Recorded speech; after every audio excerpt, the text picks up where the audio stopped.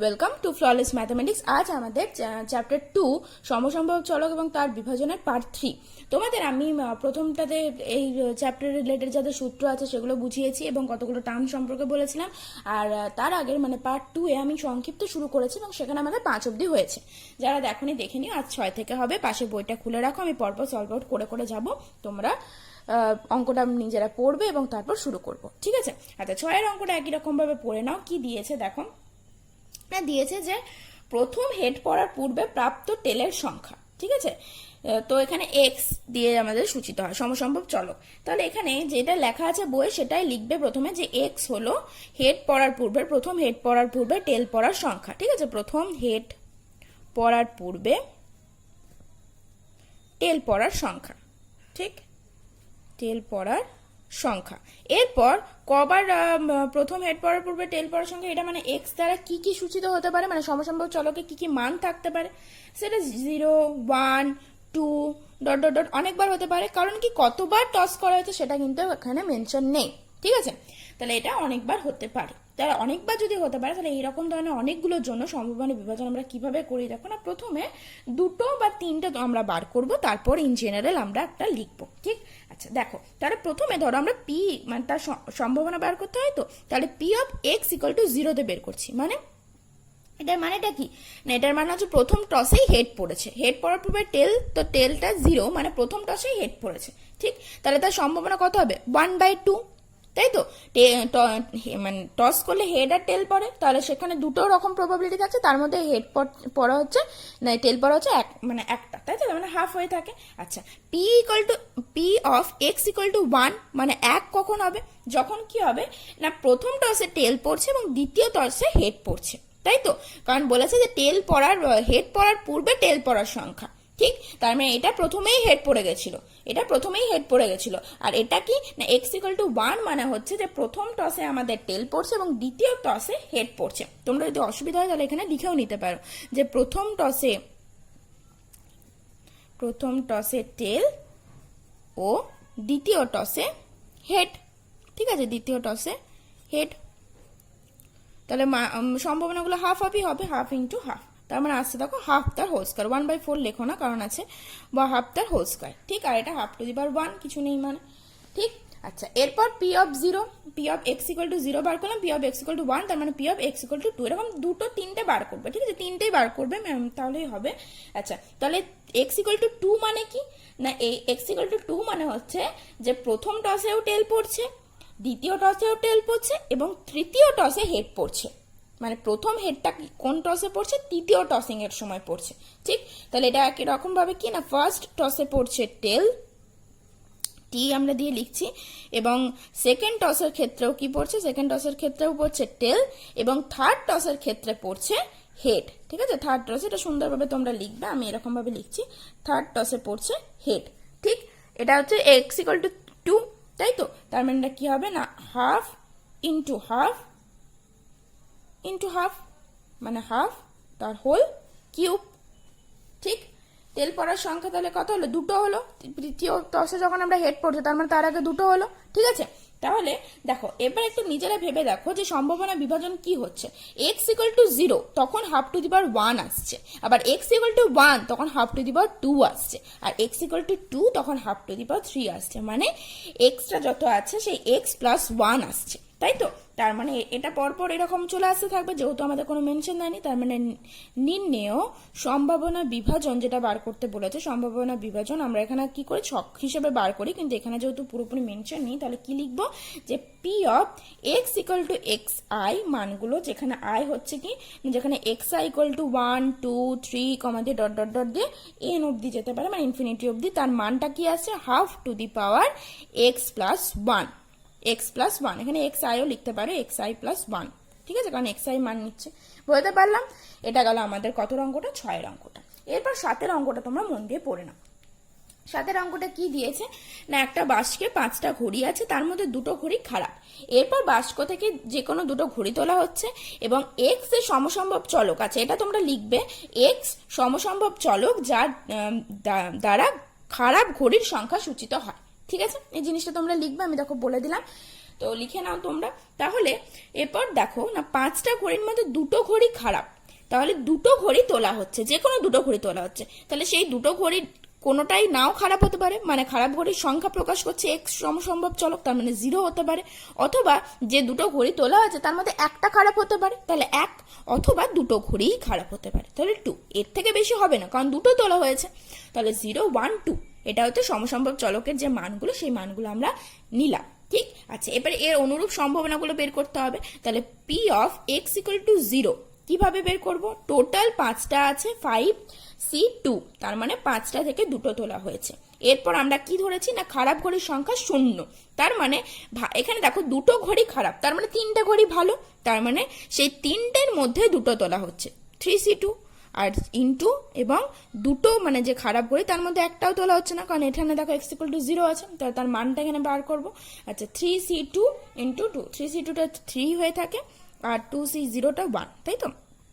না, ক্যালকুলেটারে তো আমরা বের করে নেবে, অসুবিধা নেই, আর করতে করতে যদি মনে থেকে যায় ঠিক আছে, তাহলে 3/10 হবে। ঠিক আছে, আচ্ছা, এরপর আমরা কি বার করব? অনুরূপ সম্ভাবনা P of X equal to 1 এর ক্ষেত্রে বের করব। P of X equal to 1 একই রকম ভাবে কি হবে, এখানে একটা খারাপ, তার মানে এখানে 2টো খারাপের মধ্যে একটা নেওয়া হয়েছে এবং 3টে ভালোর মধ্যে একটা নেওয়া হয়েছে, এবং টোটাল কতটা না 5টা থেকে 2টো নেওয়া হয়েছে। এটার মান কি, ধরো 3C1 মানে 3 ইন্টু 2C1 মানে 2 ডিভাইডেড বাই 10, ঠিক? ইন্টু কত আসছে দেখো না, এখানে আসছে 3 ইন্টু 2 মানে 6/10, 6/10, ঠিক আছে।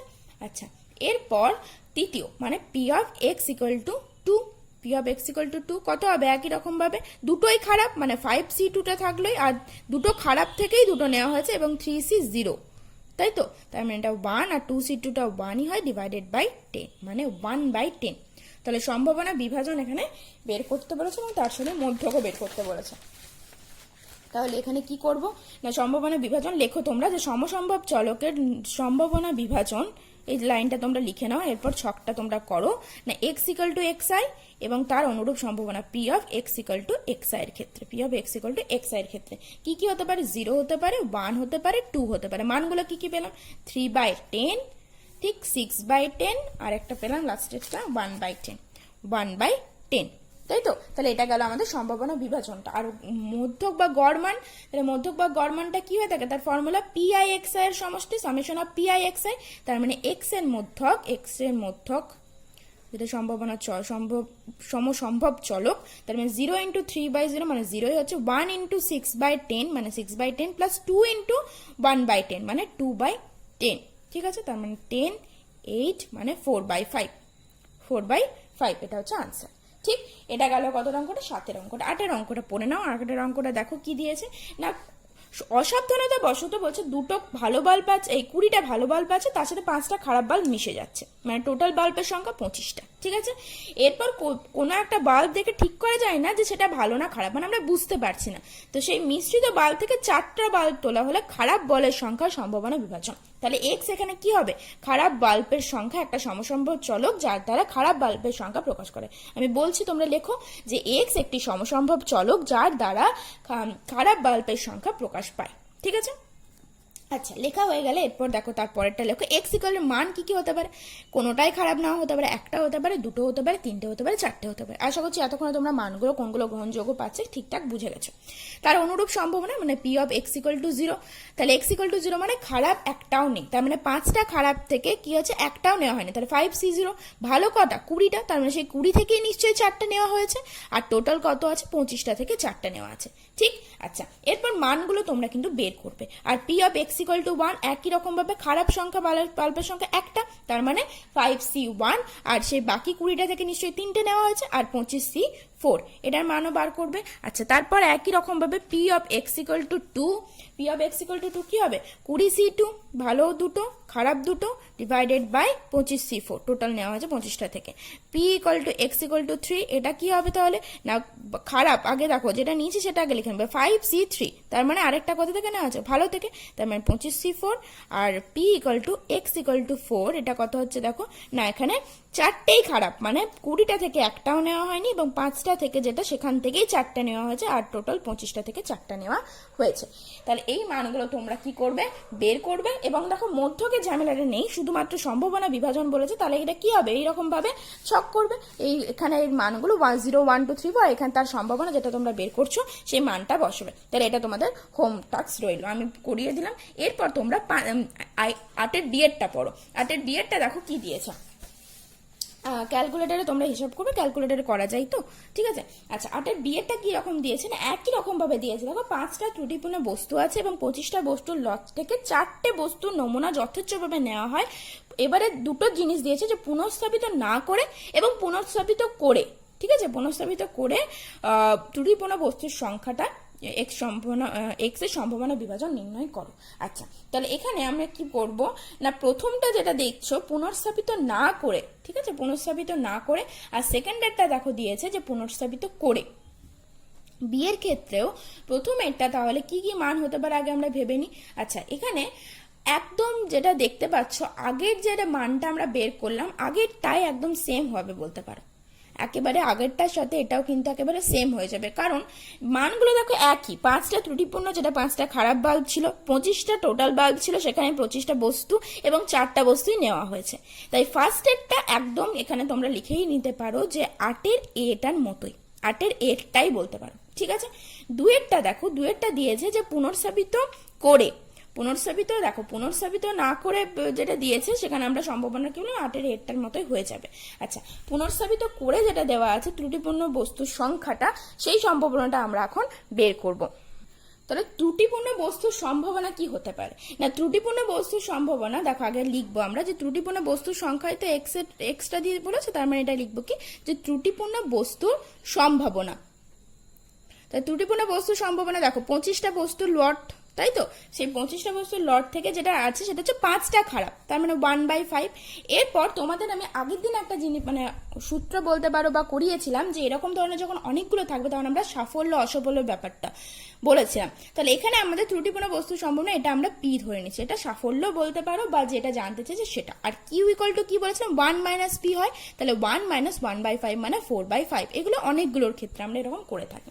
এরপর কি বলেছে, যে পুনর্স্থাপিত করে, তাহলে পুনর্স্থাপিত করা হচ্ছে, তার মানে কি, যে সংখ্যাটা যেটা মানে যে একটা করে নমুনা নিচ্ছে আর মানে আবার পুনর্স্থাপিত করা হচ্ছে, তাহলে তার সম্ভাবনা বিভাজন কি হবে না, বইয়ের লাইনটাই তোমরা লেখো, যে পুনর্স্থাপিত করে ত্রুটিপূর্ণ বস্তুর সংখ্যা এক্স এর সম্ভাবনা বিভাজন, ঠিক আছে। তাহলে পুনর্স্থাপিত করে যেটা লেখা আছে সেটাই লিখবে, যে ত্রুটিপূর্ণ বস্তুর সংখ্যা, ত্রুটিপূর্ণ বস্তুর সংখ্যা এক্স এর সম্ভাবনা বিভাজন, এক্স এর সম্ভাবনা বিভাজন। এটা কিভাবে করবো না সম্ভাবনা বিভাজন, এটা তো আমরা ওরকম ভাবে অতগুলো ছক করতে পারি না, তাহলে এটা কি লিখবো, যে P of X equal two কি হবে না 4cx। এখানে 4 মানে কোনটা না, 4 হচ্ছে দেখো 4টা বস্তু নেওয়া আছে, n বলা হয়ে থাকে, ঠিক আছে। তাহলে 4cx ইন্টু হাফ মানে p টু দি পাওয়ার, এখানে হাফ নেই, 1/5 টু দি পাওয়ার p, মানে এখানে 1/5 pটা টু দি পাওয়ার কি না x এর মানটা, তাহলে x into q to the power মানে 4/5 to the power n minus এখানে এক্সটা মানে 4 - x, ঠিক। যেখানে x এর মান কি কি হতে পারে, 0 1 2 3 4 অবধি হবে, তাই তো, কারণ 4টাই নেওয়া হয়েছে, বলতে পারলাম। তাহলে এটা গেল আমাদের 8-এর বিয়ের অঙ্কটা। 8-এর বিয়ের অঙ্কটা করানোর পর এরপর তোমাদের আমি 9-এর অঙ্কটা বলবো একবার পড়তে। তো 9-এর অঙ্কটা দিয়েছে দেখো, যে 52টা তাসের একটা প্যাকেট থেকে যথেচ্ছভাবে দুটো তোমাদের তাস তোলা হচ্ছে এবং রাজার সংখ্যার মধ্যক, ভেদমান এবং সমক পার্থক্য। দেখো 3টে সূত্রই কিন্তু আমরা জানি এবং অনেকগুলো অঙ্ক আমি করালাম, তাই তোমাদেরকে এখানে বলবো যে একদম বেশি কিছু নেই, শুধুমাত্র রাজার সংখ্যাটাই দিয়েছে এবং রাজার সংখ্যা 52টা তাসের মধ্যে রাজার সংখ্যায় থাকে দুটো, সুতরাং এরপর তোমরা নিজের একটু চেষ্টা করে দেখো, তাহলে নিজেরাও বুঝতে পারবে যে কতটা পারছো, কারণ সব অঙ্ক আমি বলে দিয়েছি, ঠিক আছে। তো এই যেগুলো করালাম তার মতোই আর কি ওই অঙ্কটা, তো সুতরাং আমি ওটা ছেড়ে রাখছি, তোমরা নিজেরা যদি না পারো আমাকে বলবে, আমি করিয়ে দেবো, ঠিক আছে। এবার 10-এর অঙ্ক আমরা শুরু করছি। 10-এর এরটা দেখো, 10-এর এর ক্ষেত্রে এখানে দিয়েছে যে একটা সম্ভাবনা চলক দিয়ে সম্ভাবনা বিভাজন দিয়েছে এবং সম্ভাবনা বিভাজনের মধ্যে ওরা কি বার করতে বলেছে না, সম্ভাবনা বিভাজনের এখানে দেখো না এর মান বের করতে বলেছে এবং পি, আচ্ছা একটা একটা করে করি। এর মান আমরা প্রথমে দেখো কিভাবে বের করব না, এর মানটা আমরা একটা ছোট্ট সূত্র বা বলতে পারো, আমি তোমাদেরকে বলেছিলাম যে সমস্ত যে প্রবাবিলিটিগুলো হয় সেই প্রবাবিলিটির মান কিন্তু হয়ে থাকে আমাদের যোগফল হয়ে থাকে সমষ্টি যে এক হয়, ঠিক আছে, এক হয়। তাহলে এখানে প্রবাবিলিটি যে মানগুলো আছে সেখানে কি আছে, কি কি মান আছে সেগুলো যোগ করো। তাহলে a plus 4a plus 3a plus 7a plus 8a plus 10a plus 6a plus 9a equal to কত হবে, 1 হবে। তাহলে এটা ইকুয়াল টু 1। ব্যাস, যোগ নিশ্চয়ই তোমরা করতে জানো, তাহলে এ ইকুয়াল টু তোমরা মানটা বার করে নেবে। ঠিক, এটা গেল এর মানটা। কতটা গেল এর মানটা, মানে এর একেরটা। আচ্ছা, এবারে দুয়েরটা দেখো না, দুয়েরটা ওরা কি দিয়েছে না, দুয়েরটা দিয়েছে যে সেই সমস্ত প্রবাবিলিটি গুলো বার করতে বলেছে। কি কি মান দিয়েছে দেখো, P of x less than 3, P of x less than 3। তার মানে কি না, P of x less than 3 মানে হচ্ছে যে এক্স এর মান 3-এর থেকে কতগুলো কম আছে। ঠিক আছে, তাহলে 3-এর থেকে কম কোনগুলো আছে না, P of X equal two 0 যেটা 3-এর থেকে কম, প্লাস তার, তাহলে কি কি হতে পারে না, P of X equal two 0 হতে পারে, অথবা P of X equal to 1 হতে পারে কারণ 3-এর থেকে কম।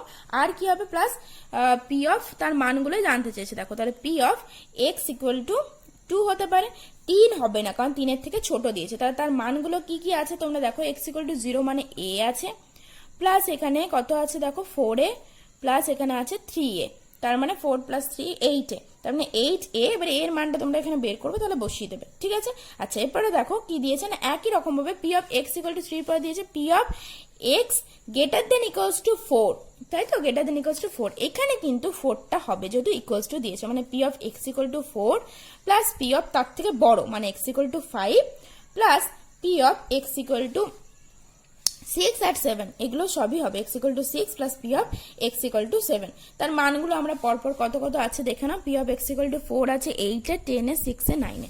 আচ্ছা, 8a 10a 6a plus 9a। ঠিক, তাহলে একই রকম ভাবে যোগ করবে আর এর মানটা বসাবে, তাহলেই হয়ে যাবে।